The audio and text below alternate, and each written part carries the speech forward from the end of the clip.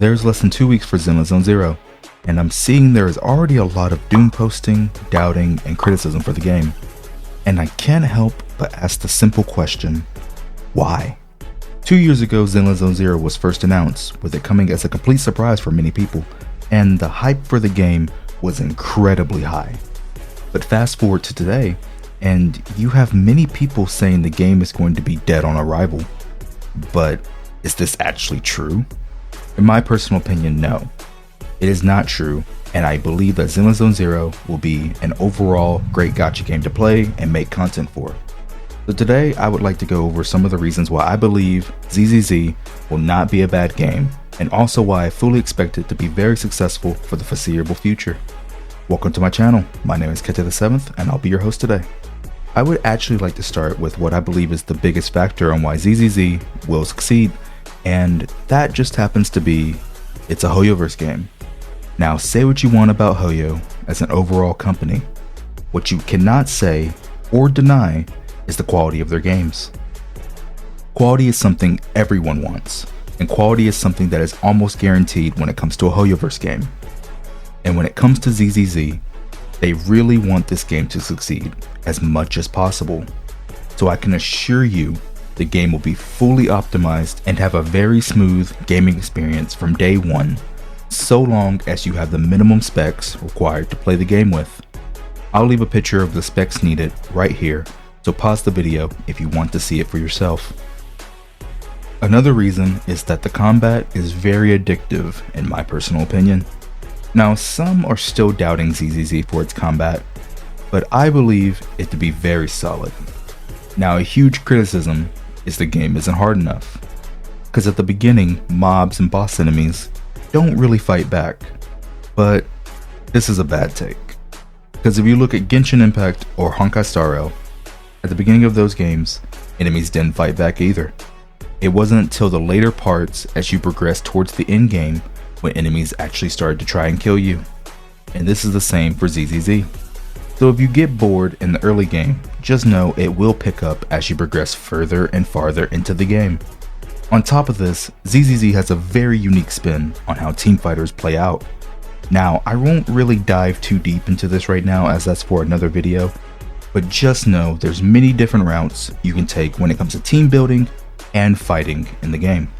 Overall, the combat is very responsive and certain mechanics in the game reward you for playing better, and I believe that to be a great addition.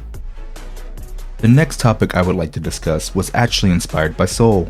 I'll leave a link to his channel in the description below. He made a video talking about the simplicity of ZZZ, and I couldn't agree more, because there is beauty in simplicity. Let me explain. In a game such as ZZZ, being able to understand the functions or mechanics easily and then put forth effort to master those said mechanics is an amazing quality.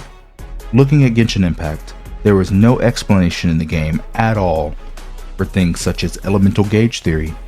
We as players had to figure this out on our own, and it took months to discover and to even understand.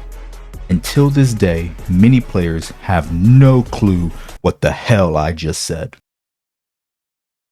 ZZZ has taken the approach of being overall simple and easy to understand, but it is up to us as players to master this information and take it to a whole new level. The best example I can give for this is Super Mario Bros. When it comes to understanding Mario Bros, it is very simple. But when you want to have an extremely fast clear time, well, that's going to take some dedication. Even till this day, people are still trying to find new and innovative ways to improve their gameplay for Super Mario Bros. So I am very grateful for the direction they have taken the game, and I am sure many players, especially casuals, will be grateful for this as well.